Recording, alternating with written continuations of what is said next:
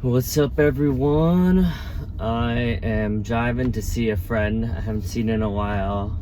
Definitely missed the face-to-face interactions. This driving while making videos is a lifesaver because now I can't make excuses to not post content. But yeah, had a good call with my buddy Edwin today. Thanks for always supporting the channel. You're the man. And so yeah, this is gonna be, an hour-long car ride, so I'll probably be able to put a lot of content. But yeah, I'm sorry to hear many of you guys have been affected by layoffs recently. I know my previous Coach Hub, one of the companies I used to work for, had layoffs, and in North America they're not doing so hot, so that's unfortunate. But yeah, it really leads me, I had a call with my mentor yesterday, and he brought up a really good point around some of my my beliefs that are not supportive of me doing well. To be more specific, he noticed that I had this story around how I'm not able to connect with white people, and it's just kind of ridiculous to say this out loud, but I had a story that I just connect a lot better with minorities, like people of color. And he was like, don't look at their skin color, but actually, how they grew up and their cultural background, like where they lived, what countries they lived, and things like that, is actually a better way to be able to, we're thinking about different archetypes of people and different folks. I was like, I've never thought of it that way. So I thought that was interesting. So he helped me have a breakthrough in some of the beliefs. This is crazy to say out loud, but I didn't really do well in school, so I basically I overcompensated by reading as many books as I would say after college, right? So the last 8 years or so, I tried to overcompensate by just reading every book possible. And I had a limiting belief that I basically have to prove myself, right? And in some of these interviews I've been having, folks that come from, Yale, Harvard, or have worked at McKinsey, Bain, Boston Consulting Group, etc. Of course, I wasn't able to be successful because in some ways I was putting them on a pedestal, or I was thinking of myself as less than, and that energy can come off as nervousness or just trying. He coached me around how during one of the final round, or one of the late stage interviews I had at a previous company, I was trying to prove myself, and I just wasn't being authentic and true to myself.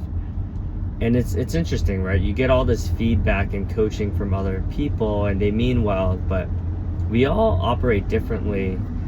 And I think if we try to be different than we really are, it just causes a lot of dissonance, and it causes a disconnect, because people can sense that we're being inauthentic and fake.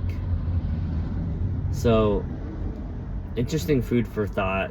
Where have you guys had instances where you feel like you, I wouldn't say putting on a show, but you feel like you wanted to be more like the other person? And I get mirroring, I think adapting, knowing your audience is important, right?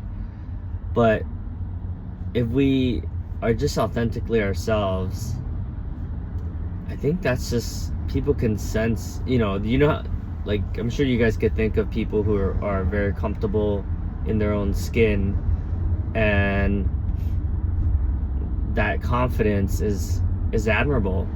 People like that, they have a certain aura to them. I know Pete Ford, a guy I used to work with at TriNet, he was just very comfortable in his own skin, and that confidence led to success. He had success. He was very yeah, it was interesting. And at times, like, I do have that, right? At times, even making videos like this, I'm in a good state, and I'm like, and people are like, oh man, like, I can't do what you're doing. Like, that takes vulnerability. Like, that's scary. It seems like you don't care about what other people think. And it's like, no, I definitely care about what other people think. That's why this is so challenging, you know? But yeah, to go back to imposter syndrome, right? How many of us look at our backgrounds and we think, oh man, like, I would never be able to work for that company, like Google, for instance. Or when I used to interview at LinkedIn, when I didn't get it the first couple of times, I subconsciously was like putting them higher. I was like, oh man, like, those are like really ambitious people. Like, I don't know about that level yet, you know? And of course I didn't get that job because my energy that I was coming off as, you know, looking up to someone, or just not enough, and that energy shows. So yeah, interesting food for thought. You know, think back to a time when you've had a moment where you interviewed for a job and you didn't get it, and think back to, you know, when my coach or my mentor first coached me, or when he asked me like, oh, like, what did you do well, what didn't you do well? There was a job that I just interviewed for recently that I didn't get the offer, and, you know, at first did the superficial thing, and I was just like, oh, you know, like, it was all white people anyways. I wouldn't have, it wasn't diverse enough anyways. Like, maybe subconsciously I didn't want to work for like a not as diverse company. And yeah, maybe some of that is true, right? But once we dug a little bit deeper, it was like, oh, okay. Actually, I was trying to prove myself. I was trying to be someone who I wasn't. Yes, there was some curiosity, right? But there was definitely like a sense of like, I mean, I would say there's somewhat a sense of separation, right? Like sometimes, for instance, these other two companies I've been interviewing for, like, it's the conversations are like flowing well. There's a lot of connectedness. Like, you're really like vibing with the person.